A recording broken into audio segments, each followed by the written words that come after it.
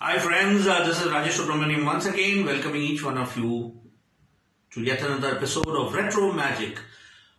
दोस्तों आज का जो किस्सा मैं डेडिकेट कर रहा हूं the one and only superstar जिनका जन्मदिन है राजेश खन्ना साहब। जी हाँ, 70 के वो 3 दशक यानी कि 1969 में वो फिल्म रिलीज हुई आराधना। उसके बाद 3 साल या कह सकते हैं 3.5 साल 70, 71, 72 एंड मिड 73 तक देश भर में एक ही आवाज गूंज रही थी, ऊपर आका तो नीचे काका।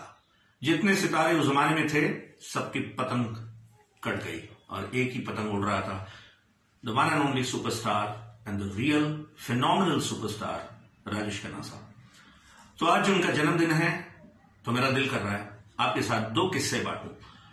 पहला किस्सा ये जो है, जैसे आप देखते हैं कि अक्सर भीख मांगने वाले होते हैं, उनका एक पेटर्न स्टाइल होता है, भगवान के नाम पे कुछ दे दे या अल्लाह के नाम पे कुछ दे दे।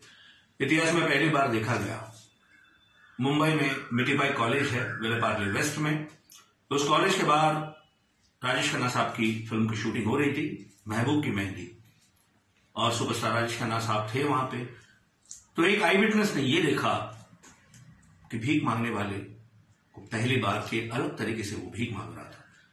वो कह रहा था राजेश खन्ना के नाम पे कुछ दे दिया। आप मानो ना मानो, जिसने भीख दिया उस जमाने में उसने भी 10 रुपए का नोट दिया।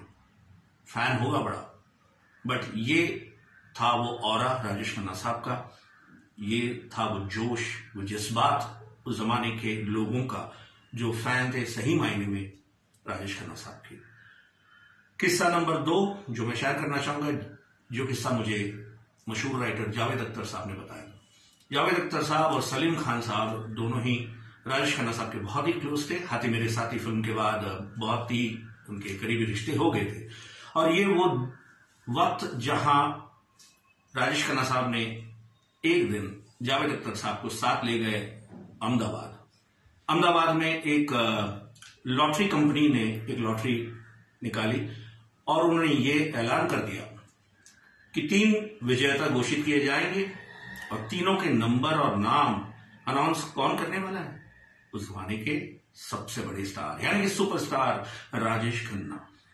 और जावेद अख्तर साहब कहते हैं जैसे मैं काका जी के साथ गया अहमदाबाद, गाड़ी में बैठकर जब हम उस मैदान की तरफ जा रहे थे, उस ग्राउंड में जहां यह ऐलान होने वाला था, मैंने देखा अहमदाबाद में ऐसा लग रहा था जैसे कर्फ्यू लग गई। सारे दुकानें बंद, स्कूल बंद, कॉलेज बंद, सड़क पे लोग बिल्कुल कम। और जैसे उस ग्राउंड में मैं पहुंचा, मुझे विश्वास नहीं हुआ। जिंदगी में पहली बार मैंने देखा N ocean of human beings, ये उनका टर्म है, N ocean of human beings. इतने लोग, मानो ऐसा लगा कि अहमदाबाद में जितने लोग हैं सारे लोग उस ग्राउंड में इकट्ठा हुए। और फिर काका जी का सत्कार हुआ। उसके बाद उन्होंने 3 नाम घोषित किए। वो जमाना कुछ ऐसा था, जून जोश, जैसा मैंने कहा पहले, वो 3 घोषित किए हुए विजेता भी लगभग स्टार बन गए उस दिन, क्योंकि उनका नाम राजेश खन्ना साहब ने लिया और उन्हें इनाम राजेश खन्ना साहब ने दिया।